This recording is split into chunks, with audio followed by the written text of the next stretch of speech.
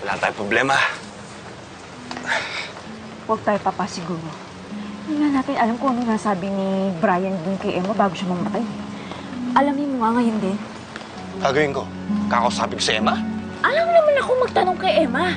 Puntahan mo kung nasan si Emma ngayon. Gamitin mo yung diskarte mo. Alamin mo kung ano nasabi ni Brian. Kung hindi, pare-pareho tayo sasabit.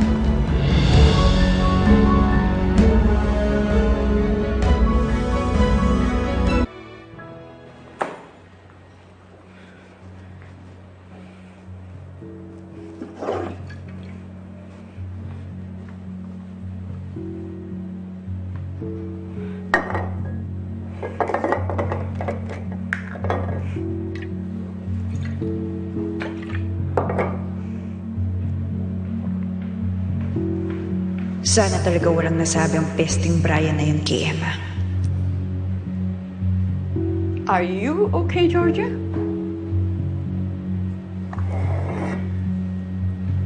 Opo, ma. Okay lang ako. You're not okay. Look at you.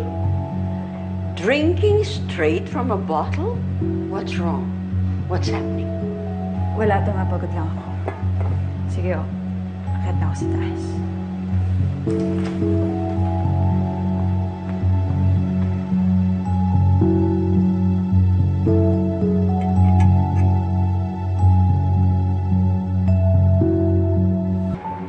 Nahanap mo ba si Emma? Hindi ko alam saan ospital dinala si Emma eh. Tsaka hindi na nakapagtanong. Ang daming pulis. Napakawala mong kwenta talaga. Georgia.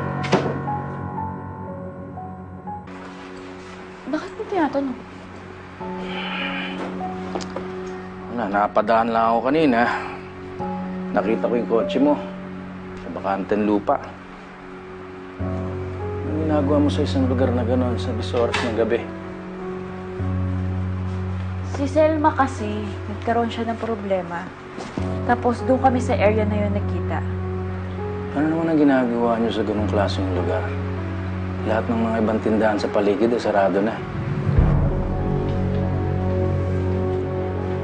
Sumakay ako doon sa sasakyan niya at naghanap kami ng bar malayo doon. Rom, sandali nga. Bakit parang ine-interrogate mo ko? Wala. Tataka lang ako. Nagawa niyo ron. Wala, baka nagkataon lang siguro. Halika na, matulog na tayo. Bihis na ako.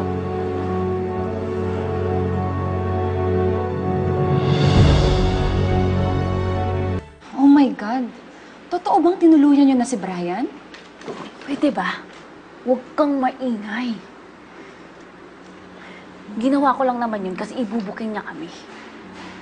Iniisip ko ngayon kung ano sinabi niya kay Emmy. Hindi problema yan. Patay na si Brian. Kung ano mang nasabi niya, hindi niya na mapapatunayan yun. Anong hindi? Eh, paano kung sinabi niya kay Emma na anak niya si Sydney? Oh my God!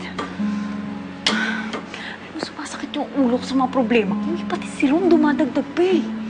Bakit? Ano na naman nangyari? Nag-away na naman kayo? Hindi. Sinundan niya ako kagabi. Buti na lang nailigaw ko siya. Alam mo, lately, iba yung mga tingin niya sa akin. Lagi na lang siyang may duda.